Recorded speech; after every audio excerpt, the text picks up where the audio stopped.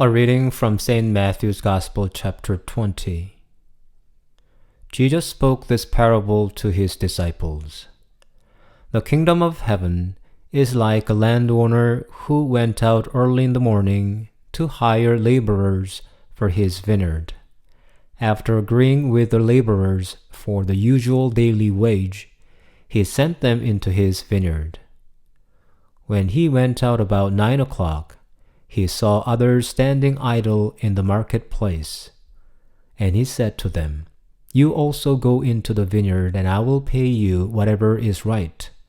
So they went. When he went out again about noon and about 3 o'clock, he did the same. And about 5 o'clock, he went out and found others standing around, and he said to them, "Why are you standing here idle all day?" They said to him, "Because no one has hired us." He said to them, "You also go into the vineyard." When evening came, the owner of the vineyard said to his manager, "Call the laborers and give them their pay, beginning with the last and then going to the first." When those hired about 5 o'clock came, each of them received the usual daily wage. Now, when the first came, they thought they would receive more. But each of them also received the usual daily wage. And when they received it, they grumbled against the landowner, saying, "These last worked only 1 hour, and you have made them equal to us, who have borne the burden of the day and the scorching heat." But he replied to one of them, "Friend, I am doing you no wrong.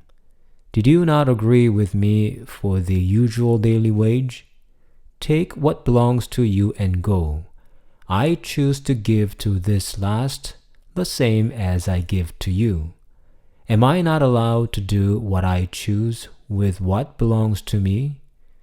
Or are you envious because I am generous?" So the last will be first, and the first will be last. One fundamental assumption of the economy is that the man's desire and want are unlimited, while the natural resources are limited.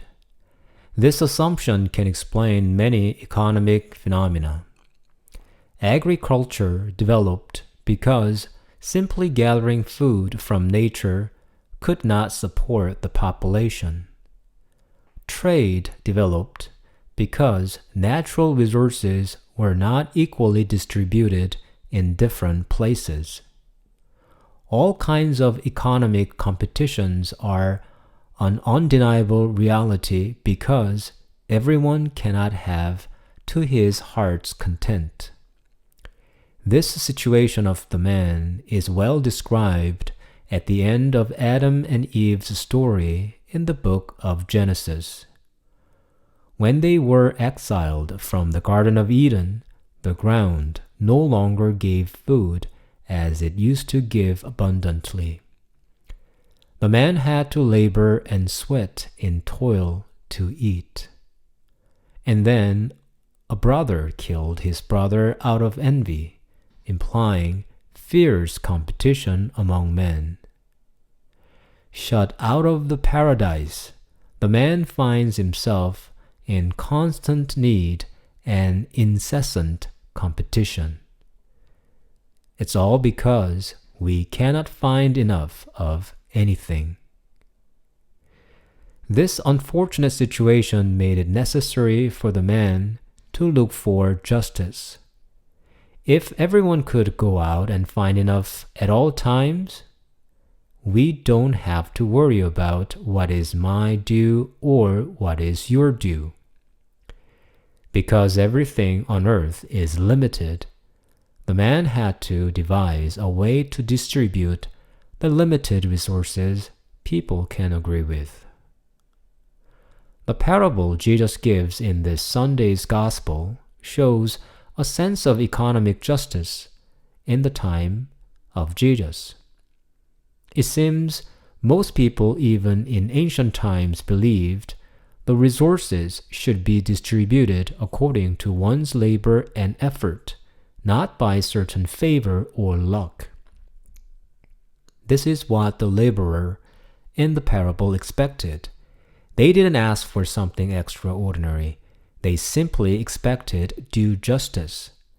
However, what the landowner of the vineyard did was incomprehensible to them. They all received the same daily wage. This makes the parable very interesting. What Jesus wanted to demonstrate to his disciples was not the human economy.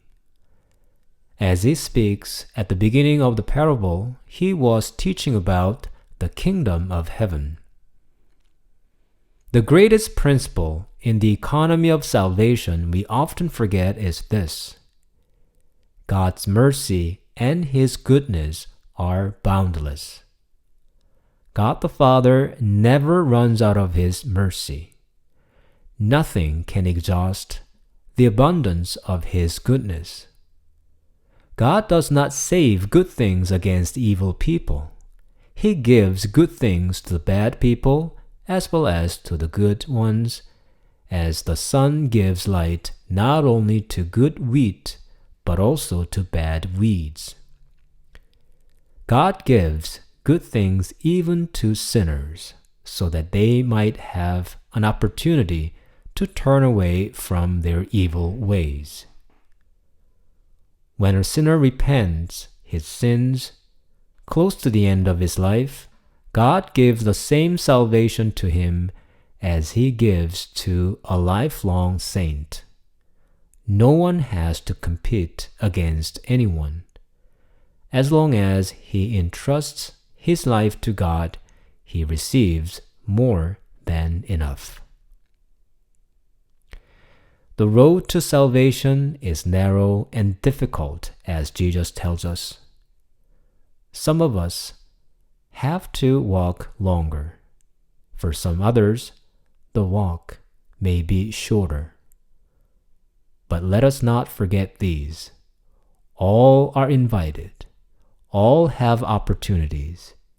God gives good things even when we sin. His mercy is boundless. Everyone is given hope for salvation. Then now, let us go to his vineyard.